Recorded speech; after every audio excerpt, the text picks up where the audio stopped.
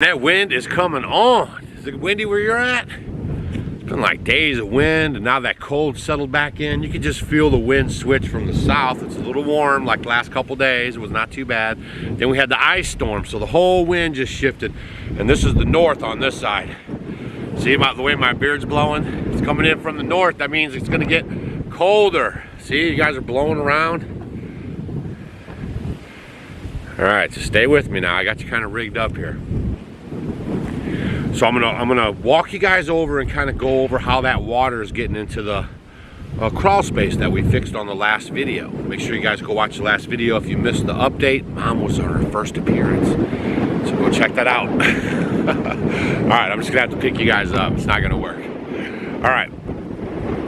So what we're gonna do today is we're gonna close off this side door over here to the crawl space. I'm gonna get the few little. There's a box in there and a few little pieces of plumbing supplies, you know, just a little bit of stuff I need to get picked up, kind of tidy up. And then I'm gonna check on the concrete, the Quikrete that we put in yesterday, and I'm gonna see how that's doing. And then we're gonna put this door on, and then we're gonna go inside, because Gary does not like the cold. And I don't either, actually. And with the wind whipping, it makes it extra cold, right?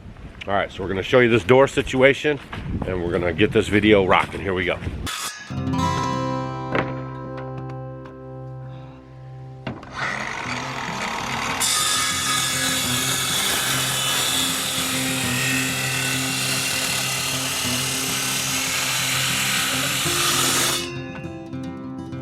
Well, Gary's just kind of putting that frame together. We got to put a frame together first, and then we're going to put some foam on. I got some foam for insulation, and then we got some plywood on the outside, and then we're going to show you the handles.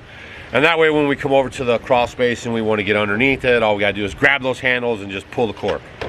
And I think it'll be all right. Gary seems to think it might pop out, so we're going to see how that goes too. Make sure you hit that subscribe button so you can see if all these things work out. All right, let's go check out the Quikrete.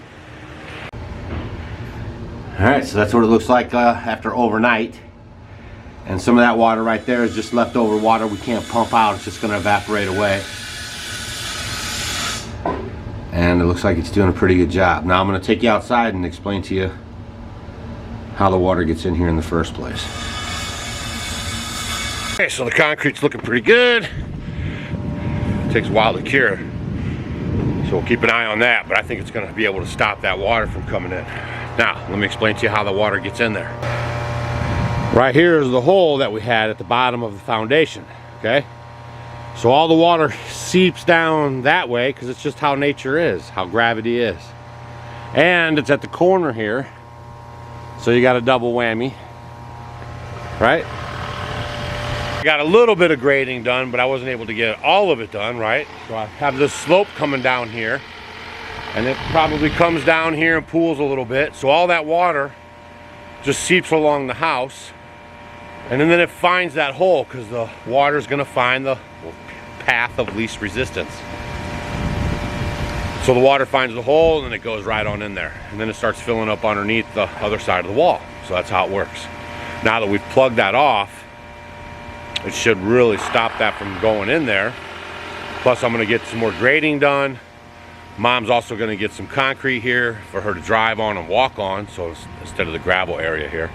So all these things in combination with the French drain up front, and we've already put the drain tile around the foundation, and it's just stuff that you just kind of have to, you know, address it as it kind of comes up. But I think we'll have it all dialed in here in a minute. So now we're going to stop the cold air from going underneath there and get this door rigged up here. So here we go. Check on Gary here.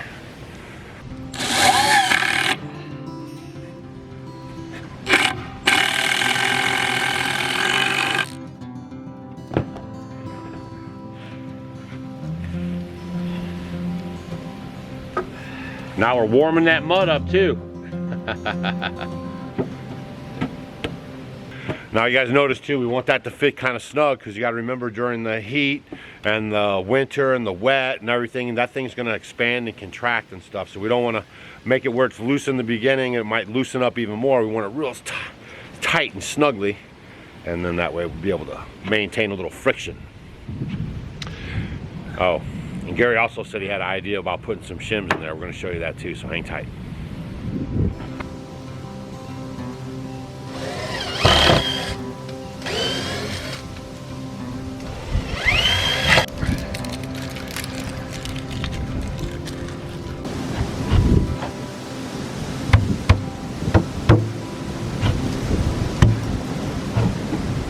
Yep, it works. That's all we need. Alright, get the foam on the back.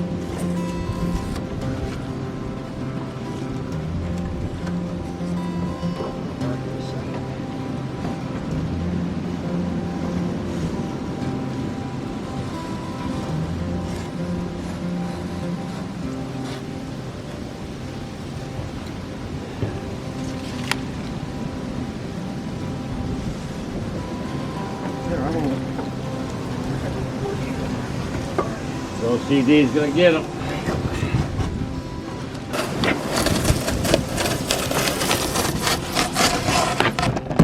Hold on, folks. Caveman Gary.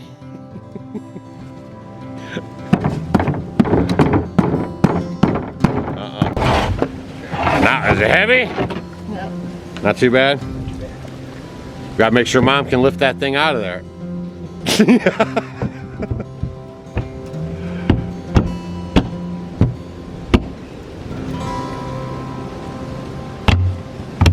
Voila! Man, we just came from outside getting that door on the crawl space. I came in to see our handiwork from yesterday. Mom's already got little hangers on there. She's ready to go. Oh my goodness. Perfect.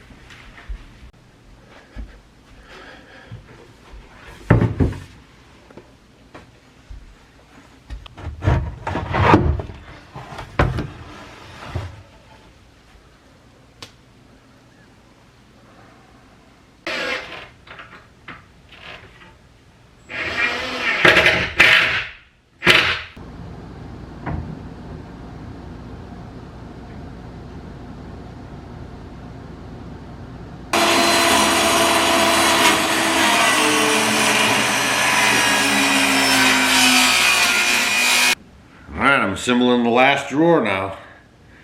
Then we'll go put all this together and hang these closet doors. It'll really be looking like home around here for Mom, won't it? Nice. Okay, that's good.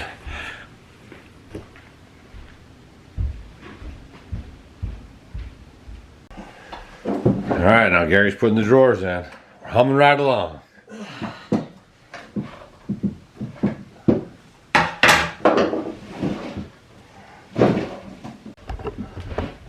So yesterday I assembled the drawers and he hung them in there. So since he knows how they go, that's what we're doing. Keeping our systems going.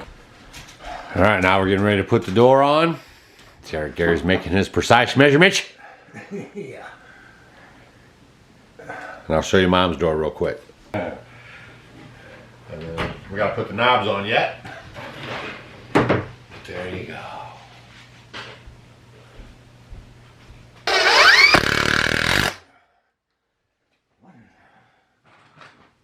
Here's one thing that we kind of ran into, right?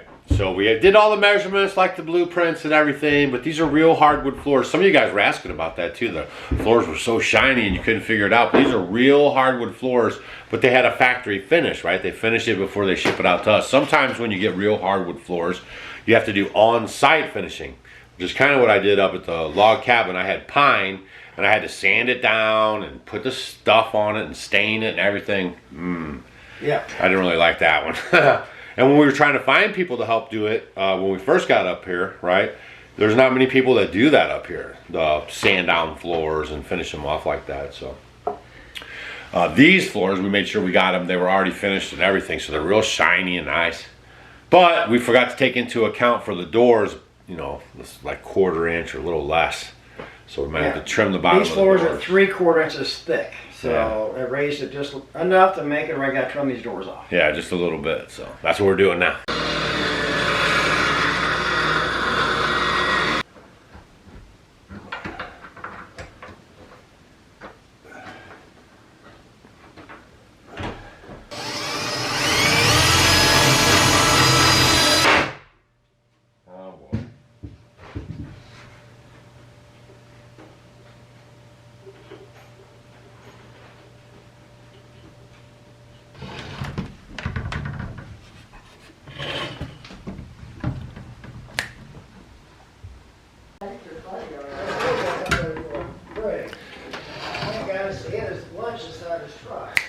underneath.